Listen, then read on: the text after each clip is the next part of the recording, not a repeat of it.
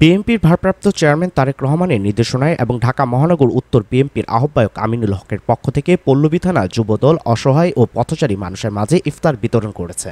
শুক্রবার ১৪ মার্চ রাজধানী মিরপুর ১২ পল্লবী সিরামিক্স গেটের সামনে এই ইফতার বিতরণ কর্মসূচির আয়োজন করা হয়। এতে অসহায়, দুস্থ ও পথচারীদের হাতে ইফতার সামগ্রী তুলে দেওয়া হয়।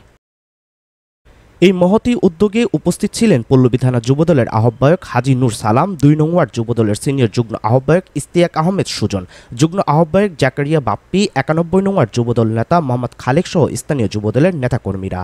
এ সময় নেতারা বলেন, রমজান মাসের পবিত্রতা ও মানবিকতা দৃষ্টান্ত হিসেবে অসহায় মানুষের পাশে দাঁড়ানো তাদের প্রধান লক্ষ্য। ভবিষ্যতেও এ ধরনের জনসেবামূলক কার্যক্রম অব্যাহত থাকবে বলে তারা আশ্বাস দেন। এ কর্মসূচির মাধ্যমে স্থানীয় যুবদলের নেতাকর্মীরা সাধারণ মানুষের সাথে সম্প্রীতি ও ভ্রাতৃত্ববোধের বন্ধন স্থাপন করেন। Mohammad Shariful Islam Robin, channel Muskan, digital desk.